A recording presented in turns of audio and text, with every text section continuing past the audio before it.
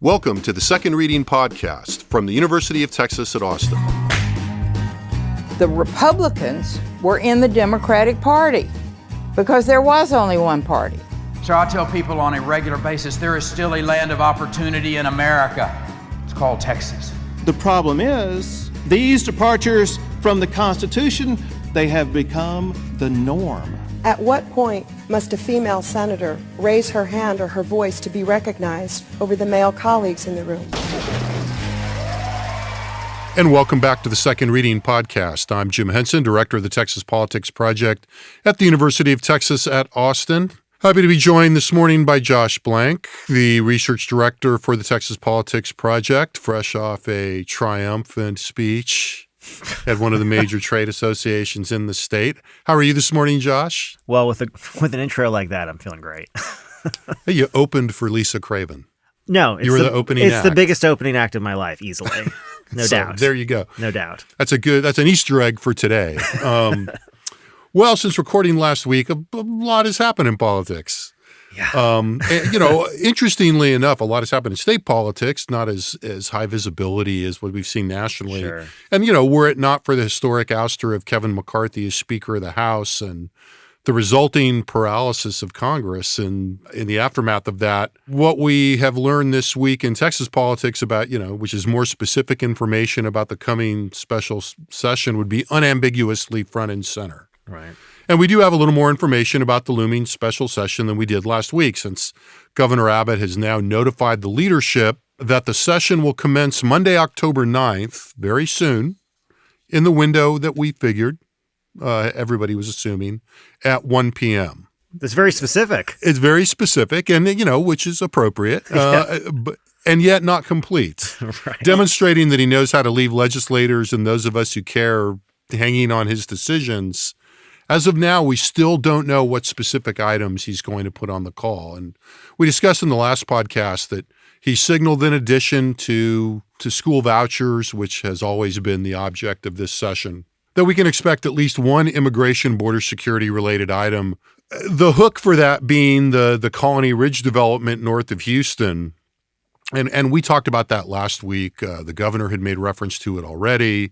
It had been kind of a cause célèbre in right-wing press. It's now broken into the mainstream press. And, it's a real rabbit hole at this point. But what is actually going on in that development, we have to say, is at this moment can be charitably described as not factually clear.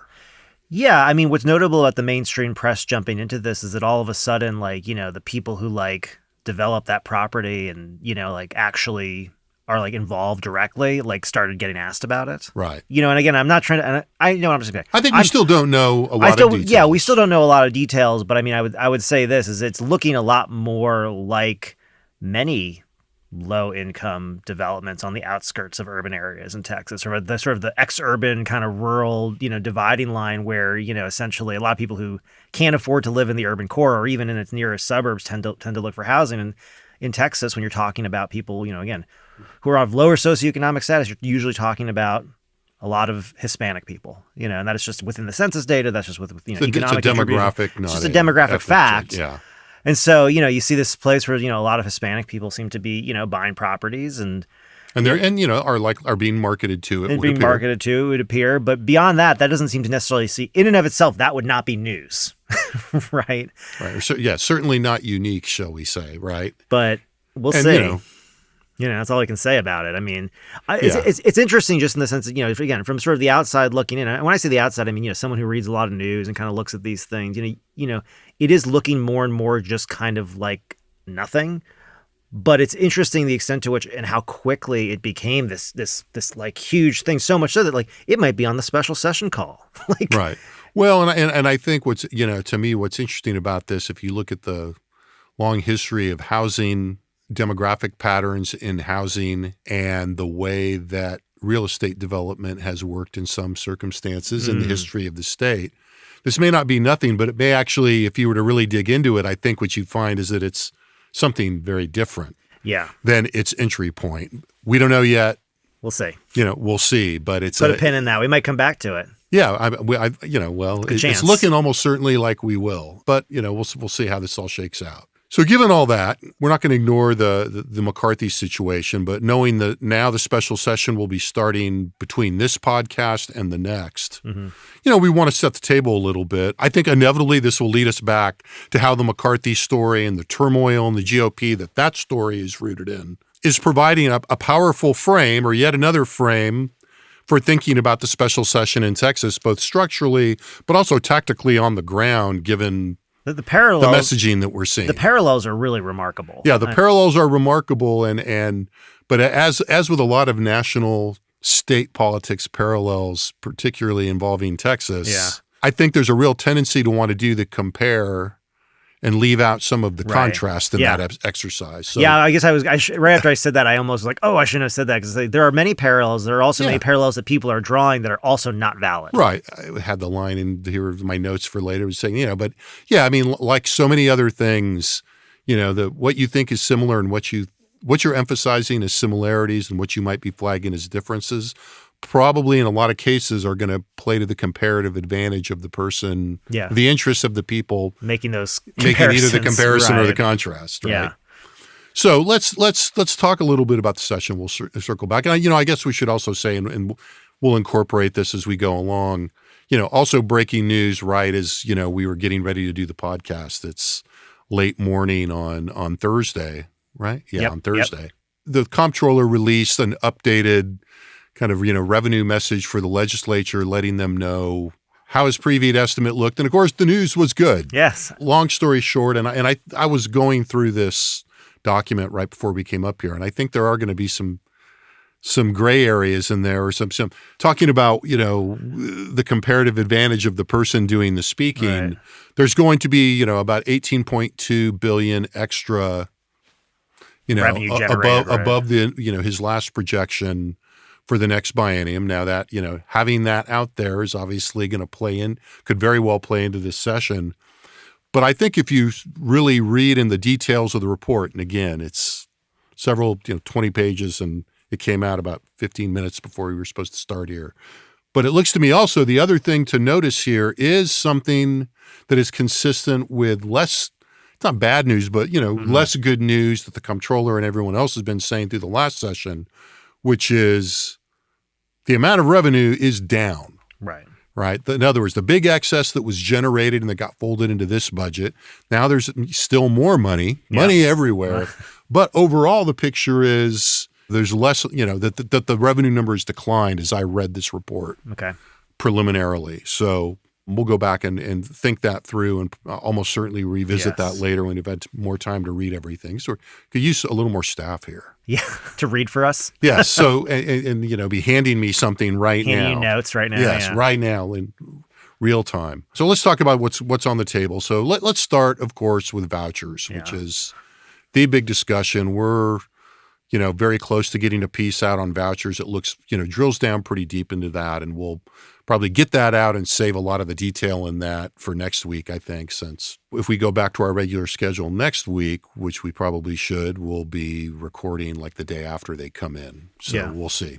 So at which point, the Senate will have passed its voucher bill and adjourned or something? Yes. Well, the Senate, the Senate will be passing their bill.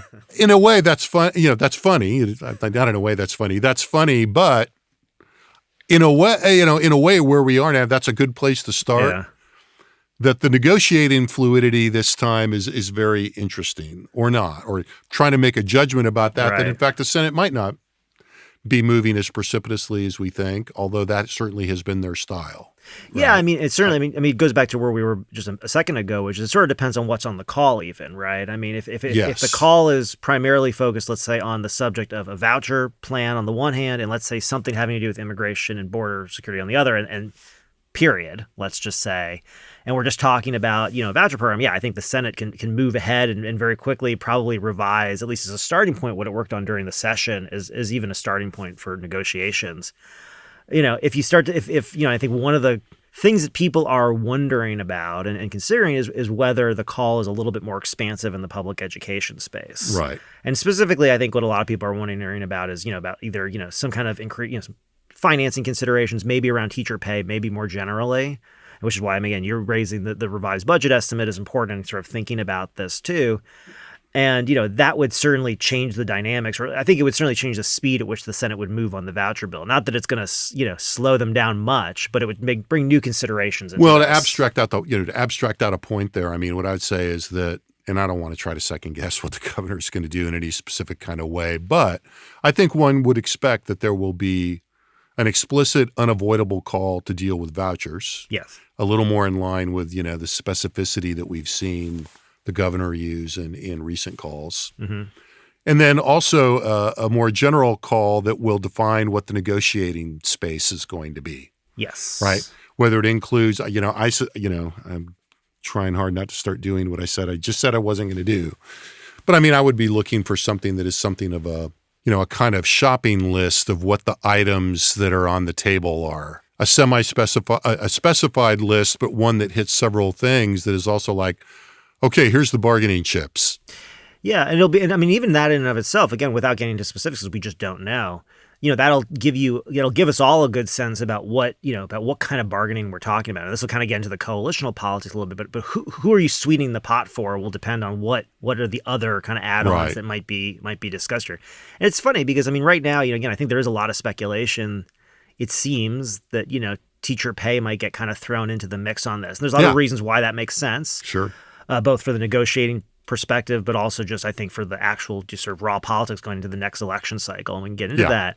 But in some ways, even though that kind of seems obvious, there's part of me just sitting here and we're just guessing and speculating, whatever. It says, boy, that doesn't really sound like Abbott when you think about the last few calls he's made, sort of like the emergency items he's signified. He's been pretty down the line. I'll just say de facto strong conservative when he sort of makes these big public pronouncements, because once he does it, he's kind of, he sort of has to step aside to some extent. Right. I mean, it's, I guess what I'm envisioning there, again, to try to not do what I just said, I was, I could envision a paragraph in the call that is, improvements to the public education system that include parental rights, right, continued attention to, school safety following up on the bill passed in the previous session, curriculum reform. Well, I think the school choice would probably sit by itself, and then and it would be like an additional paragraph, and that's what I meant by putting the items on the table. And it probably looks, not that I'm drawing a causal line here, but it probably looks a little like the list of things that we've been polling on. Yeah, it's funny, right? With a turn towards with a turn towards some of the binding concepts for conservatives and Republicans like parental rights, but also a nod to teachers. Yeah, it's funny because, along the lines of what you're saying. Yeah, no, and I totally agree with you. And again, we're just going to see. But it's funny, when you lay it out that way, again, I think the sort of focus has been on whether or not teacher pay is going to be thrown there. And teacher pay in and of itself is something that, I think you could see shifting the Democratic position a little bit in terms of how they would negotiate a bill like that. At least might fracture them a little bit and bring some votes over. What's interesting to me, though, I think you're right. There is, and we're writing about in this piece we're writing about this. Basically, just to lay it out a little bit of it, the fact is, parental rights, curriculum concerns, and general sort of negative attitudes towards public education among Republicans is kind of become its own sort of, set of issues right now. Right. And it's a pretty good set of issues for them. Now, the thing is that, when they try to link vouchers to this broader push for parental rights and curriculum changes.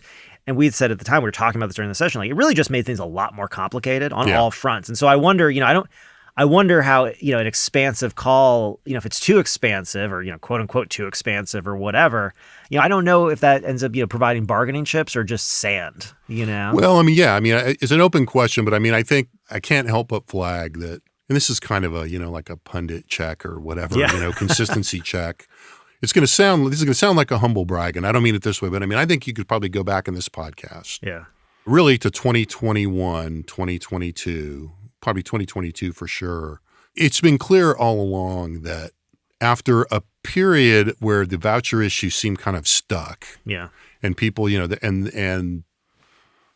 key players were not, including the governor, were not looking to spend a lot of political capital on it. It would be very hard to dissuade me that once we started seeing some of the things that we've talked about in this piece and other pieces, the fallout of COVID learning loss, the fights over kids being in classrooms and not, the fights between parents and superintendents and teachers, that whole imbroglio that kind of fueled Glenn Youngkin's gubernatorial campaign in Virginia in 2021, right? That this was going to become a vehicle for the resuscitation of vouchers. Yeah, I mean, and whether that was, yeah, and I would say it's funny. It doesn't matter, but I mean, intentional or not, right? I mean, that's what's sort of fun. Yeah, right. And I was going to say, you could throw onto that fire, concerns over DEI. Yeah, right. Concerns over all gender, of the public education. all that stuff is fueling It was pretty clear yeah. that, even as it was going on, and I think we commented on the time, meetings were being held, public events were being held, messaging was being assembled that was slotting, the resuscitation of the voucher. Yeah, I think I joked when we were talking about it that the only thing that would make liberal Democrats in favor of vouchers is COVID. Because once you start having, parents,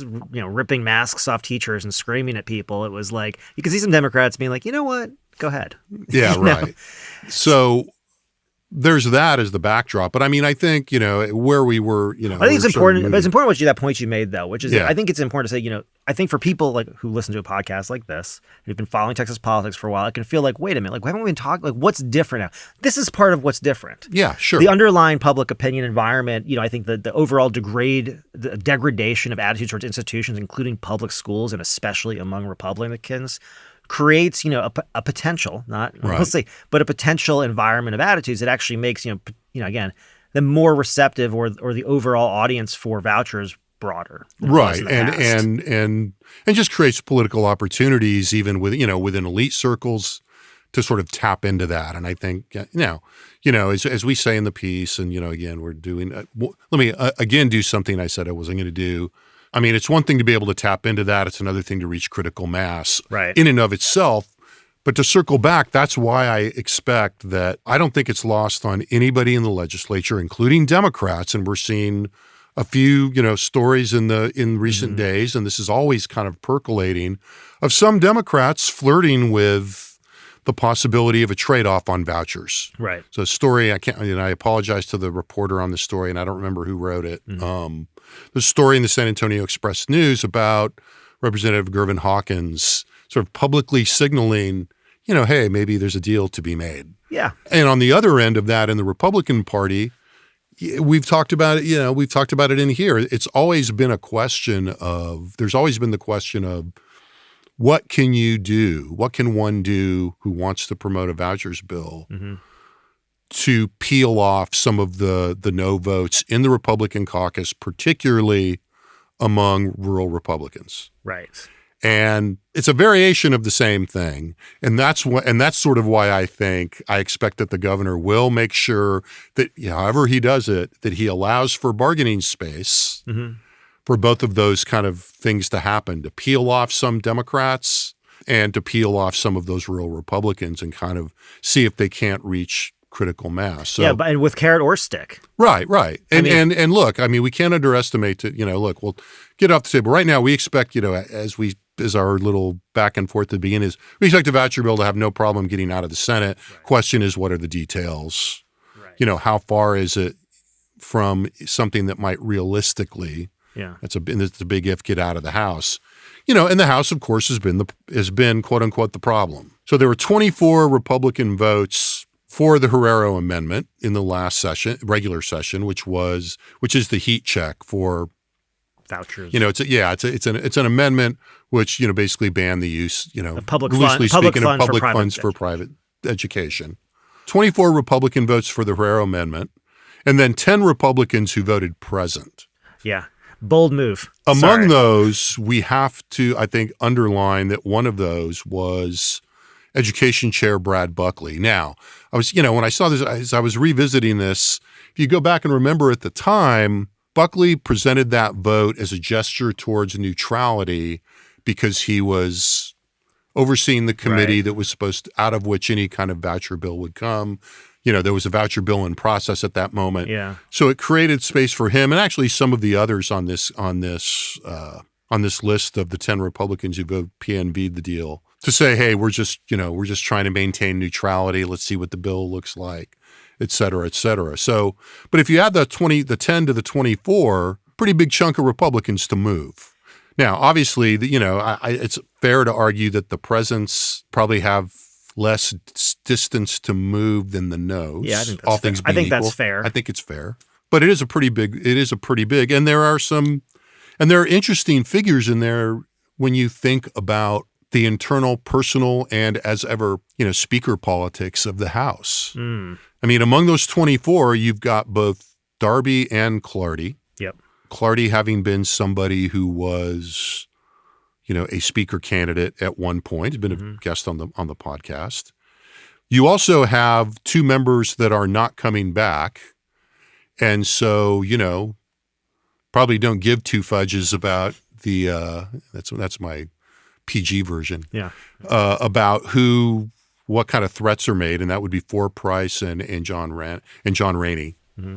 So the politics of this get complicated pretty quickly, right? And that's why I think the more negotiating space they have in terms of offering carrots, the better off they are. But you mentioned the sticks, and we don't want to leave the stick because the application of the stick has actually changed a little bit given what we talked about in here last week, and I think even the week before, and that is Governor Abbott's message about, the two special sessions, and then we'll let the primary voters sort it out. It seems like some people want to take that as a direct threat from Abbott that he would somehow put his thumb on the scales in those primary elections. And this comes after Governor Abbott's very focused pressure, speaking of sticks, on members in the veto messages of when he vetoed a lot of bills. Yeah. And in several of those, he sent messages saying, this is fine, but it's not as important as school choice, so maybe we should revisit this afterwards. In an article by Alex Samuels in Texas Monthly that came out this week that you're quoted in, also a little closer to the direct topic anyway, although not as articulate as you. Thanks. They talked to both Ernest Bales and Travis Clardy, who reflected in interesting ways about the governor putting pressure directly on them. And I would urge people, if you haven't seen that, to read Alex's article and there's a lot of tea leaves to read in what Representatives Clardy and Bales have to say. Well, it's tough because I think going back over time, Abbott's been pretty inconsistent in terms of follow through with respect to threats he makes or sort of statements of potential support going through from a legislative session to an election cycle. However, one of the other things in terms of not even direct threats, but waving a stick around, I guess, was during the regular session while this debate on vouchers was going on, Abbott did go to the districts of some of these rural Republican members, and basically campaign for vouchers on their turf. Right. So he's speeches at religious schools and I have to imagine, we talked about it at some point, I'm sure, on this podcast, but it's not the sort of thing that is likely to be taken well by those members. Now, either whether your response to that is flip this guy, to use the PG version again, or whether the message is, oh damn, this is serious. I'm going to need to deal with this in a more realistic way. We have to see, but Abbott has made at least threats and maybe even some movements at this point that he is going to be a little bit more aggressive with those people who don't want to fall in line. Well, and I have sort of maybe there's just a lot of there's just a lot of Governor Abbott can be difficult to predict. I think in some ways he can be kind of easy to predict. In other ways he can be very difficult to predict. And in this case, what does the substance of this threat about primaries really mean? I find it hard to imagine that it means he would actively back challengers to seated incumbents, Republican incumbents in the House. Why do you think that? I mean, I have a reason why I think that. But. Well, because first, precedent. Yeah. And B, it has such a halo effect on other members at a time when, the governor hasn't at times allied himself with Speaker Phelan in the House, as balancing behavior, if you will, to put a very polite term on it, versus Dan Patrick and his influence over the Senate. And, the basic fact that, the operating assumption is that Patrick has himself plus his institution, right, as kind of his, a part of his base of power. Now, that said, the governor, as I recall, in the last midterm cycle was pretty involved in House races. right. and in supporting incumbents and in the campaign. There was a lot of, particularly given that, Governor Abbott was on the ballot, there was a lot of synergy. I don't want to use the word synergy. There was a degree of coordination, and the governor's campaign was keeping a close eye on House campaigns as well, in the guise of consulting, some money, et cetera, et cetera. That raises a good point too, which is to say, the stick in this case could be as much about, supporting primary challengers to incumbent representatives, but that has a lot of, hazards associated with it more broadly. But the other side is it could also just be withholding. That's where I was going. Yeah, and holding the infrastructure support that Abbott has really invested a ton into over his time as governor. Yeah, a withholding of support would send a similar message and be a little. Look, the insiders would. Yeah. Sort of flock on that. But even that, you're likely to wind up helping. I just think they're going to have to. That's going to be such a case by case analysis if they're careful about it, because in some cases you're going to wind up helping people that are likely to be pretty hostile to you. Yeah. Depending on how things shake out, right? Right. So. Yeah. So I think that is very. And that brings us really to a conversation we started a little bit before we came in here, and that is what does this all look like for Dade Phelan at this point? Because to my mind, and this reflects conversations I've had with people in the directly in the business to some degree. The acquittal of Paxton by the Senate, or whatever you want to call it, their failure to convict. Not that I'm saying it's their fault, but ultimately is a setback for Dade Phelan. We've talked about that a lot in here. If you go back to what it all looked like at the end of May and early June, there was a lot of heavy gavel pounding and, head nodding among the boys in the House, frankly, about how they had really stuck it to the Senate by impeaching Paxton and the play to just, to adjourn immediately after the beginning of the first special session. They're feeling pretty good about themselves then. Yeah, it felt very much like, Dan Patrick's not pushing us around. Right. And we're showing that we've got some fight in us. Well, it's kind of blown up in their face at this point. Not completely.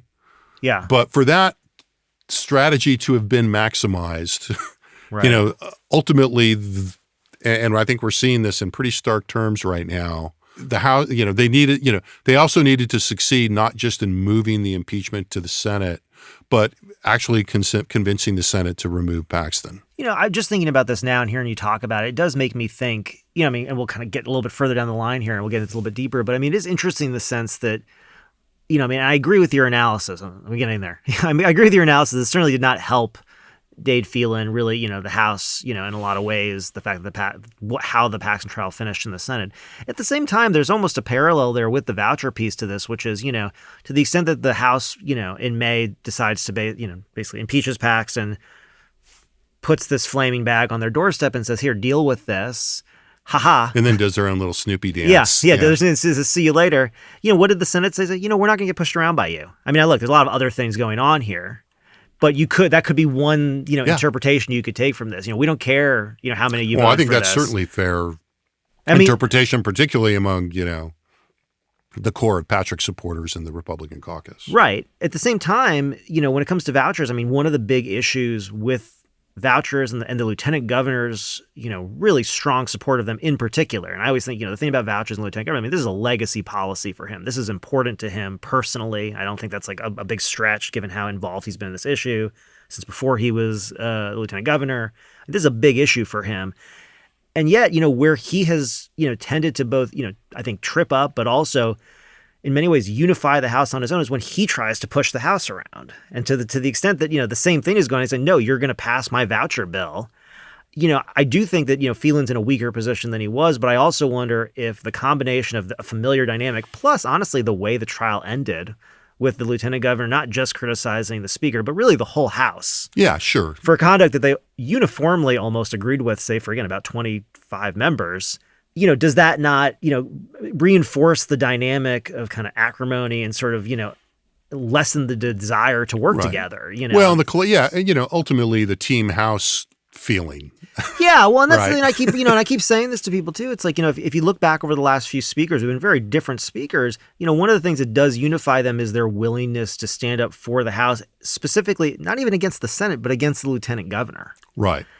And so is that dynamic weakened because they didn't, quote unquote, win on the Paxton vote? Like, well, I mean, again, I think it just remains to be seen. I'm not sure. Well, I mean, I think what we're both looking at here, I mean, what really comes out is there are, again, this oversimplifies a little bit, but, if you're a House member and for the House collectively, there are competing frames. Yeah. Right. There is the very strong frame, which I think you're emphasizing, which I think is right to do, of the House versus the Senate as a function of the House, the House versus Patrick and Phelan versus Patrick. And, Right. And if you're a longtime House member, I mean, this isn't your first rodeo. If you were there for, any of the Strauss period, I mean, there is an argument that this feels like an institutional thing. Like whoever's speaker, we're always having to stand up to the lieutenant governor trying to run the legislature and dominate the agenda, right? Yeah. Which is, fair game. I mean, that's what, an effective lieutenant governor uses his or her power to dominate the agenda. So I'm not picking on the lieutenant governor in that sense at all. But I mean, so there is that. But then, I guess what I'm emphasizing here is balancing that is, the ever-present what about me dynamic of individual House members who are looking at, I mean, this is why I found Alex Samuel's piece and the interviews with Bales and Clardy so fascinating and interesting data, if you will, because, everyone's also making their own calculations and how much you're, up to this point, what I think both Strauss and to some degree Phelan have been able to do is align self-interest with collective interest and institutional loyalty, alignment, et cetera. Yeah. And so I guess the question is, and this also applies to Phelan, is how does this change the calculation? How does this, change the relative weight of those frames and the ability of the speaker to say, look, sticking up for the House is sticking up for you. Right. And that's what I'm doing, and I'm doing a good job. And if you're an individual, and I know that there are individuals that think this from private conversations, you can really be amenable to that. Yeah, we're the House, and to hell with the lieutenant governor and the senators trying to push us around, et cetera. Yeah. But also think, I don't know that the speaker has done the best effective job of doing that or has picked the right battles. And you could make the critique, and I'm not, I mean, look, the critique is out there, let's put it that way, that these battles were incorrectly chosen, and now the House is in a worse position than they were before the Paxton impeachment. Now, the reason that it's important to think about that is at the individual level, to me, is that you do only have 150 members, 80-something members of the House, of the Republican caucus. As always, there are some of those members whose analysis of this is colored by, and I would have done this differently and would have done a better job. Well, of course. And so, and so I think, of course, that's there. But I think, I guess the more, as I kind of parse it out, the more finely grained point here, I guess, or finely grained point of where I was trying to get to thinking about Phelan's calculation and the calculation of the members is that all things being equal, the failure of the Paxton play to remove him and then create a situation in which Paxton is free to seek vengeance and to fire up his allies, I don't think there's, you have to really stretch to make an analysis as it says that, that's okay. You guys are just as well off as you were before. Yeah. No, and I think Phelan in particular is going to be the easiest example of this. I mean, obviously we talk a lot about public opinion towards Phelan, and mostly noting the fact that, he slowly is inching up kind of in his sort of public persona, because the Speaker of the House, again, is not elected statewide.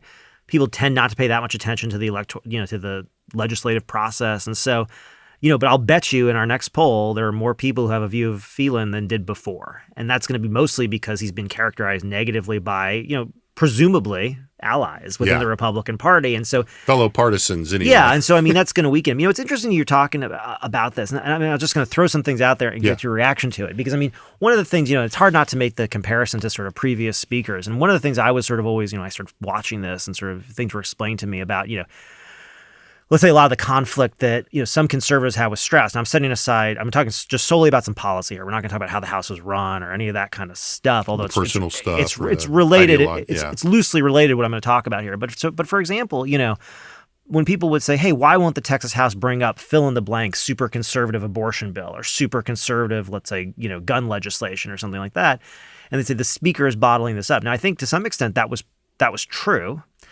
But what I heard from most people was, well, yeah, that's because, there's a lot of Republicans who, if they were forced to take a vote on this, would have to vote for it, but don't want to be forced to take a vote on it. And the speaker then takes the arrows. It's kind of, it's the classic model of how the speaker protecting his members. Yeah. And so that's, so you can imagine something like that. You've got something here that's it's a policy that Republicans ostensibly, voters ostensibly want. If members were forced to go on the record voting for it, they'd probably vote for it, but they don't really want the political exposure of voting, of saying giving guns to 4-year-olds or whatever. I'm just making stuff up, but you know what I mean, right? This one is an interesting one to me because, in this case, because of the Herrera Amendment, and again, what I'm going to say right now is just forget, what else is on the table, what all the other bargaining chips. We're just talking about this one issue. The House has indicated that the majority of its members are not going to vote for this policy, at least just on its own, as is, from what we've seen so far. And the question becomes, what can the speaker do about that, right? I mean, what is the speaker's role in that? Now, you see, we know that when we talk, we think about Lieutenant Governor Patrick, he has, again, full control over the chamber. We talk about this all the time. He say, prove otherwise, that he's not going to get what he wants when he wants something. And so, I mean, in some ways, I think part of the difficulty is that, he criticizes Phelan a lot of the time for basically not exerting the same kind of power over the House that he has over the Senate, as if that were a real possibility, when it's not the same thing, right? Patrick's elected statewide. Yeah. Phelan's hired, from the House members to basically, represent their interests, to your point. And so I'm just, trying to imagine here, I mean, again, I don't know what the likelihood that, Phelan remains speaker going into the next session. And there's all kinds of discussions about that. It could be a separate podcast. But even if, Phelan wanted to put his fingers on the scale to help Patrick and Abbott pass this policy, which in and of itself, when you say it out loud, it sounds crazy given the fact that, he's being called a drunk by various people in the same constellation of the, interest group universe that are supporting Paxton, have, given Patrick a lot of money, right? They're calling for his ouster. They're calling him a drunk. But let's say he still wanted to help make this policy. Maybe he even supported, the voucher policy. Does he have enough fingers to tip the scales for enough members and the tools to do so, that if they were just to vote their districts and what they perceive as their interest, could he get to a majority? And I think I sort of feel like the answer from what we've seen historically is no. And that's the starting point of this. And it makes it sort of a different issue in some ways. Like, I don't know what it is, again, on its own that Phelan could do, because really what he has to do is, I mean, the fact that there's, full Democratic opposition, say maybe 1 or 2 votes, as currently stands for a voucher program, is just a set piece of this. The issue is that he doesn't have all of his members. And that's not him, right? I mean, there's nothing about this that says to me that he could go and threaten them the way that Patrick could presumably threaten senators. It's basically kind of out of his hands, I think. Well, I mean, what do you think? Yeah, I mean, I think he probably, look, he does not. It's also a different kind of issue, The right? House is not as, the House or Republicans in the House are not as subservient to the speaker as the Republican senators as a whole are to Patrick. Yeah. So I would totally agree with that. I think, the speaker is not going to have necessarily determinative influence, but if the speaker and the people closest to him and his allies, say, the key committee chairs, his other allies, the people that are backing him in the House, decide that it's time to make a deal on this, it will make it easier. Yeah. Because, and again, this really goes back to my point about the call. Right. Some of this will depend on what the governor gives them to bargain with. Yeah. And this is also where, if you wanted to do something that deferred implementation of this at a point when you could use that money that the comptroller just awarded them. Yeah. That maybe, there are the pieces of a compromise. I mean, I think your point's well taken, and I'm not I guess the way I've been thinking about it just in the last couple of days is just to try to get out of the frame that sort of sees this outcome as completely, kind of pre-wired. Oh yeah, that's crazy. Because this is definitely like, again, one kind of frame. It's a very elite kind of centered frame. If you want to think about it from a, slightly academic, like what are your what are the premises here? Mm-hmm. But, a lot of this is going to depend on just Phelan's level of threat perception. And some of that we may get some more information about that in the early days of the special session next week, which is, it's nice that we're going to record the day after. Yeah. And this will bring us back to the McCarthy scenario in a moment, although I'm going to put a pin in it, but just a light pin. Yeah. But I mean, in terms of some of the politics that have driven a lot of things, it's not, but it's kind of a necessary, if not sufficient, explanation for a lot of things that have happened in the last few years. If you look at the unstable relationship and the alliances between Patrick, Abbott, and Phelan, part of what made Phelan and the House emboldened back, in the regular session towards the end, I think was a sense that they were aligning with the governor against Patrick. Yeah. The failure of the Paxton conviction, which almost certainly the governor would have been okay with, and kind of the reinvigoration of Patrick's offensive against the House at the time that vouchers are on the table and Patrick and the governor has increased his commitment to vouchers, moves, our little, if we think about our rotating orbs and the gravity, right now it moves Patrick and Abbott into closer alignment. And alignment is too strong a word, but it certainly seems at this moment that their interests are more aligned on this than they have been, in part because, and it's not because it's not an act of cooperation, I don't think. It's that, if the lieutenant governor is not going to give up on vouchers and is going to make it, something that they're going to keep pushing, then the governor does not want to be left out of that. Yeah. Kind of full stop, I think. And so, that increases the incentives for Phelan to do something to change that gravity. Yeah. Now, again, I'm totally with you on, just that's why we sort of counted the votes. It's a lot of people to move, but there are, as we've said all along, there are a lot of levers to switch, but people to play here in the public education realm writ large. And that's what voucher opponents have been worried about all along, that at some point, through some variety of carrots and sticks to fit the classic analogy I'll draw on in here, that, some members would just be faced with a deal they couldn't refuse. Yeah. And what I'm wondering is, and I'm sure I'm probably, wrong. I'm not taking a strong stance. I'm just thinking out loud. I'm sure someone would tell me I'm wrong about this. I'm wondering about Phelan's ability to even really affect that conversation much. And I know that's probably crazy, but I'm sitting here thinking to myself, I hear all that, but also when they appointed Buckley as the head of that committee, the voucher proponents were pretty happy, not because he was, Mr. Voucher, but because he wasn't hostile. And that was a big move. So, they put someone to lead that committee who was definitely very open to a voucher proposal, really wanted the House not to take the vote on that Herrera amendment. His argument being, let me go back to the committee. Let me present you with something that you can vote on specifically. Let's not blanket say no. But then again, this is my point, but the votes were what they were, right? The vote came up on it. Now, I do think that this also raises another piece of complexity that I feel like I should get out in this too, which is the fact that, Buckley said, hey, let me go back and make something, why don't you vote on that?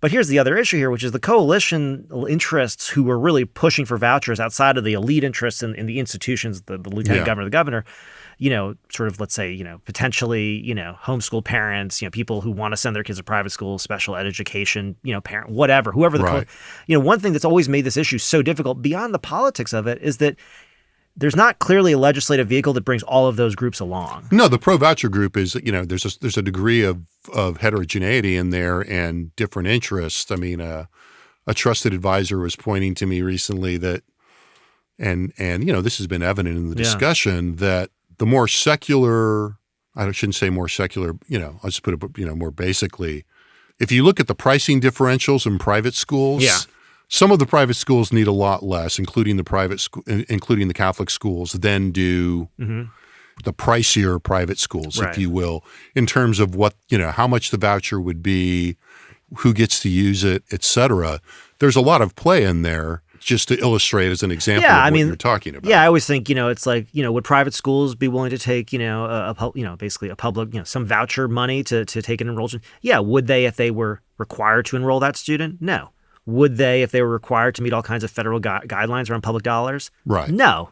It's just like anything else, is that the details in this are actually very consequential. And it's important to note, I think, during the regular session, the bills that they talked about wouldn't have done anything for homeschooling parents, who I think we think of as being a pretty big part of the push within the Republican coalition for these policies. Now, again, there was some materials purchases or something in that. I think there was. I was thinking, and this is just an aside, I'm just thinking about the politics of this. Imagine they do set up an ESA account, and given the fact that that so much education is online right now, the exposure of how many, parents are going to be buying like technology purchases, like large TVs and computers for their kids to learn at home. It's like, the oversight of a program like that is a little bit nightmarish. Right. And cleaning that up then speaks to, time for a good vendor bill.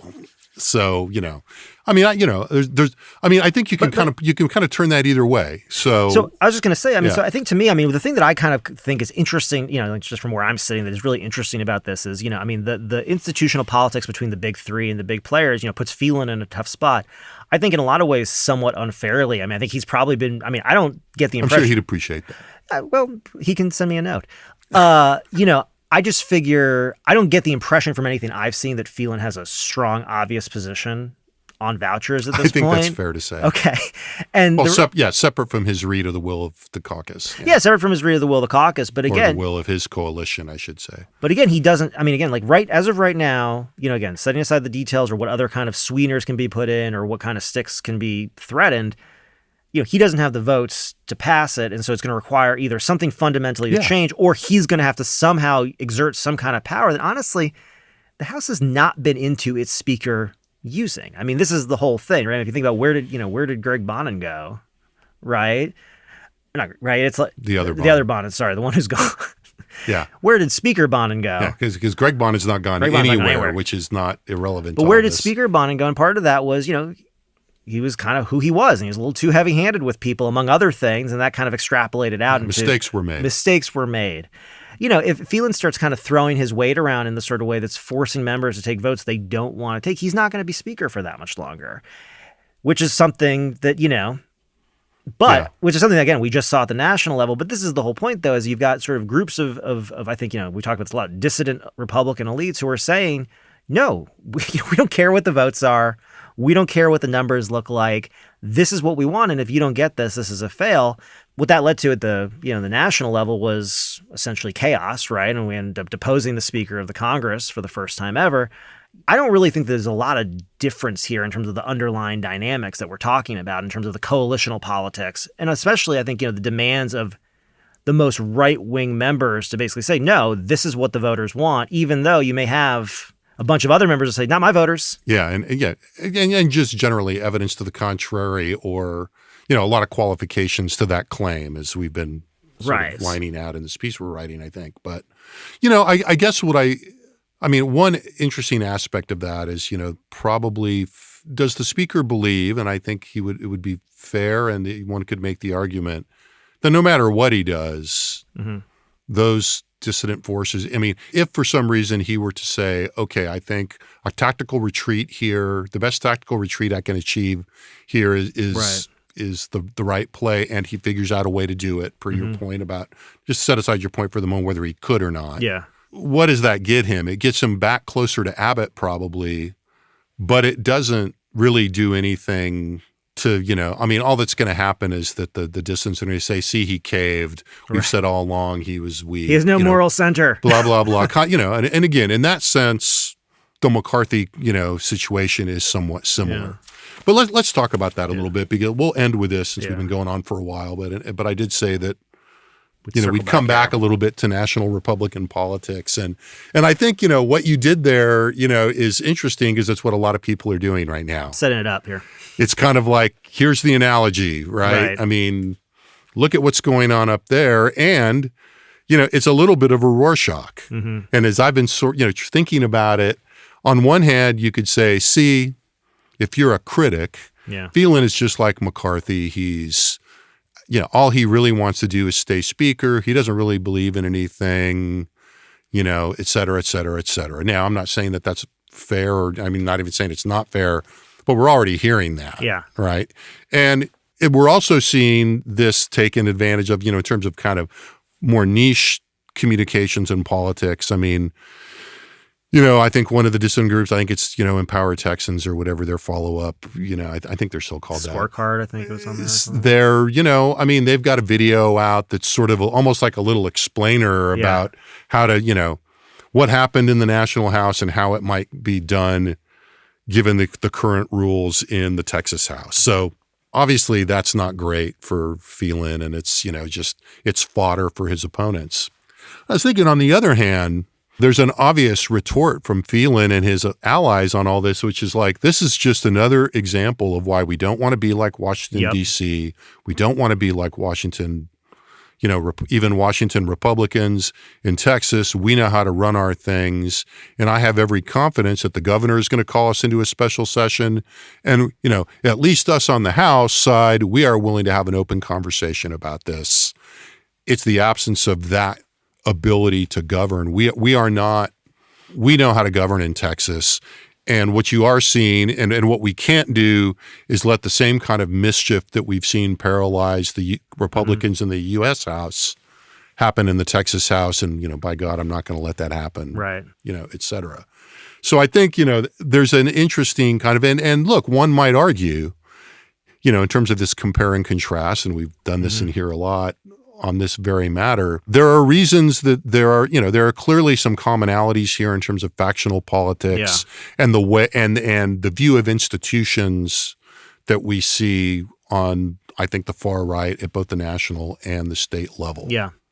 On the other hand, the lack of party competition in the state right now is a big difference and makes the negotiating space and the politics of this playing out very different. I don't have it all parsed out, probably better in some ways, worse in others, right? And I think, that's been one of the major overarching questions that we've been kind of contemplating for the last few years. But in this specific sense, I think it's a pretty easy message for Republicans who don't want to blow the process up and don't want to, give in to what they will portray as the brinksmanship and the, my way or the highway politics of a minority faction in the party in terms of, wanting to put vouchers at the top of the priority list.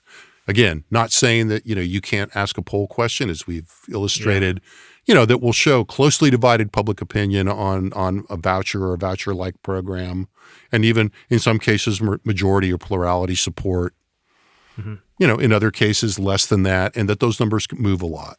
That speaks to a lot of things we'll probably talk about next week.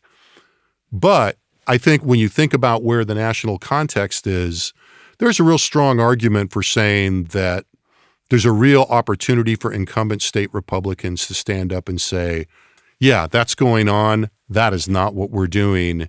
And anybody that wants us to be like that is crazy. Look at what's going on out there. And frankly, the timing of the session is going to be interesting because the whole time that they are trying to govern to some extent in this special session, things are going to be continue to melt down and be tumultuous at the national level, and that the end of the special session will come right before the next deadline for the budget and for another potential government shutdown. Yeah. The only person who I think wins in all of this is Abbott, right? And I think he's been smart about this. And this is, I think, one of the ways that, I think he protects himself and, Texas's reputation, whether internally or outside or whatever, to those criticisms that this is just the same thing as what's going on at the national, is what he's already said, which is we'll do 2 special sessions, then we'll call it. Right. And that's to say, I'm giving you 2 chances. If you can do it, great. If you don't, I'm going to blame you. And if you do it, I'm going to take credit for it, and it's going to be amazing. Yeah. And so Abbott's in a good position, but if people have asked me this before, this came up during the property tax reduction debate, and about how, is there a point at which this starts to hurt Republicans? Like, yeah, look, if they come back, for multiple special sessions, more than just the 2, but they just kept coming back because Republicans couldn't come together and agree on how to cut property taxes, that looks bad. Yeah. And so at some point, Abbott's got to pull the plug on that. Same thing with this. I mean, to the extent that he calls them back and you've got these Republican majorities in most chambers and they just can't do what he wants, he starts to look weak at some point. They start to look more and more dysfunctional. He's fine with them looking dysfunctional, I think. I don't think that's a problem for him. No, not at all. But, exactly. But I mean, that's also even just, there's already something built into the process to make sure that they're not going to look. Right. They're going to just send them home. And to tease the coming point, I mean, I think Abbott, it's a smart play. Some of it is like, what else are you going to do? You're not going to have a third special session at Christmas, whatever. Yeah. Or presumably you're not. But it also implicitly factors in, it's interesting. The property tax comparison is an interesting one. The property tax promise is objectively, I think, in most political calculations, more important than the voucher promise. Now, the voucher people will tell you that I'm sure we'll hate that and we'll say, no, that's not right. And then as next week we'll describe, we'll say, where are you? Freedom is, but our numbers suggest that, look, property taxes are a lot more salient to people than vouchers are. Or a persistent problem. Right, or perceived as a persistent problem. And so, and to the extent that there's a problem sensed here, vouchers are not really seen as the primary solution. Right. And unless you really narrowly define it as vouchers per se. I want to, maybe we can end there because I think that's such a great way to put this. And I just hadn't really put it that way. But it kind of brings back where we started, which is, this sort of the underlying public opinion environment has really shifted a lot in the last few years. And to the extent that there is a lot of energy in Republican circles, even, among just rank and file Republican voters, I'm not talking about parents with kids in public schools or even with any connection to have issue with the way public schools are being run right now. The question you have to ask yourself is, are vouchers the solutions to that problem? Do people see vouchers as the solution to that problem? And so far, that connection has not been made. Right. We just don't. Yeah, there's no evidence in our polling that that's the case. That doesn't mean that there are, and again, on the other side, our polling does also emphasize that there are pockets of people for whom this is an issue. Right. But it's relatively narrow, and it brings us back to the same old place we wind up a lot of times. The people to whom it's most important are going to be Republican primary voters. It's not that there's a charge here. Right. Because there is a charge here, but calibrating just where that charge is kind of the big issue on the table, I think. And we will be seeing a lot of parsing of that in the next month. The 30 days starting this coming Monday. So with that, thanks again to Josh for being here today. Good conversation. Thanks again to our excellent production team in the Dev Studio in the College of Liberal Arts at UT Austin. We didn't make a lot of reference to data today, but you'll find, keep an eye out for this education piece that we're talking about, that we keep threatening. It's coming soon. It's coming. It's ready. It's almost there.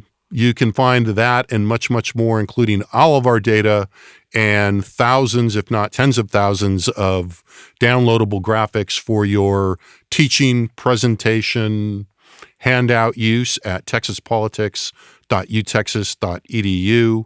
So thank you for listening, and we'll be back soon with another Second Reading podcast.